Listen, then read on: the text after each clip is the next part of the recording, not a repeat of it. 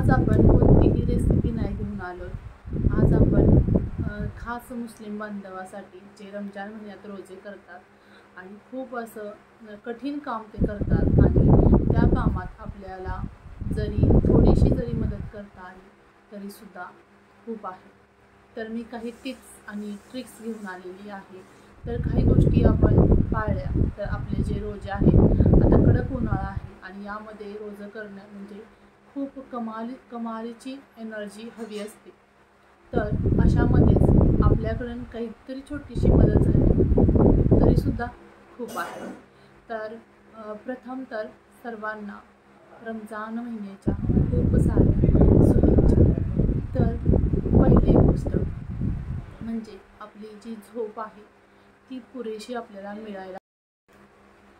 पहिली गोष्ट म्हणजे उन्हाळा खूप कडक आहे, माणूस रेग्युलर पाणी पिऊन सुद्धा त्रास होतो। अशातच तुम्ही 10 तास पाणी नाही पिणार, आपला घसा कोरडा पडतो। तर त्यासाठी एक महत्त्वाची टिप्स म्हणजे तुम्ही ज्या वेळेला सर्वे करता त्यावेळेला तुम्ही दुआ पडण्याच्या आधी 2 मिनिटं तुम्ही हिरवी वेलची आहे ती खायची।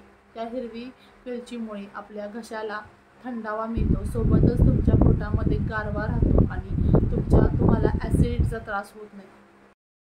दुसरी गोष्ट म्हणजे ज्या वेळेला तुम्ही पहाटे आहार घेता जेवता तर त्यावेळेला असा प्रयत्न करायचा आहे की हलका आहार घ्यायचा आहे। जर तुम्ही जड आहार घेतला तर तुम्हाला तितकीच एनर्जी लागते ते पचवण्यासाठी, त्यामुळे तुम्ही तुमच्या शरीरातील जी एनर्जी आहे ती आणखी कमी होते।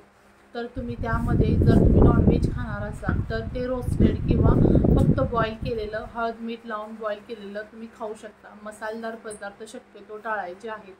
आता उन्हाळा आहे, दुसरी एक गोष्ट त्यामध्ये तुम्ही करू शकता, तुम्ही दही ॲड करू शकता। दह्यामुळे सुद्धा आपल्या पोटामध्ये गारवा राहतो। दह्यामुळे आपलं जे पचनक्रिया आहे ती व्यवस्थित व्हायला मदत होते।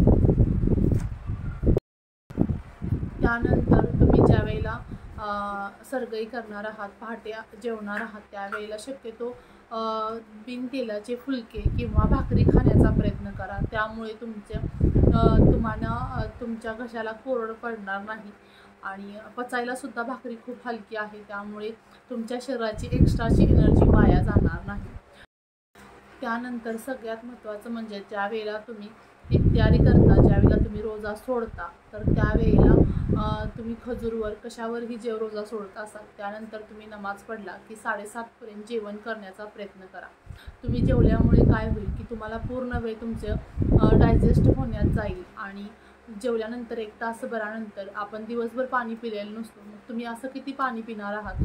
तर त्यासाठी एक बेस्ट वे तुम्ही जे सब्जाचे बी असतात ते थंड पाण्यामध्ये अर्धा तास भिजत ठेवायचे आणि ते जेवण झाल्यानंतर 1 तास किंवा 1.5 तासानं ते पाणी प्यायचं।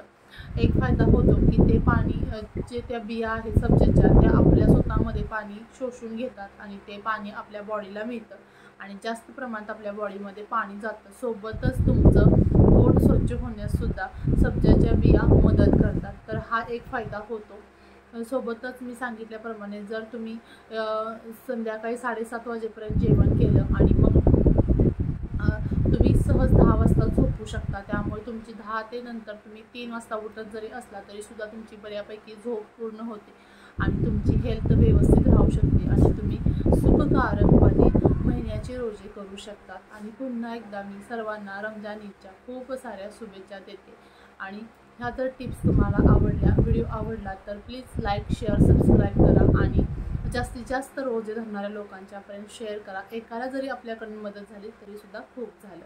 पुन्हा आत्तापुरती एवढीच माहिती, जी काही मला माहिती आहे ती मी तुमच्यापर्यंत फक्त पोहोचवण्याचा प्रयत्न करते। ह्याच्या व्यतिरिक्त खूप सारे छान माहिती असते, पण मी जी फॉलो करत असते किंवा आमच्या घरातले जे करत असतात ते मी फक्त तुम्हाला तुमच्यापर्यंत पोहोचवण्याचा प्रयत्न केला।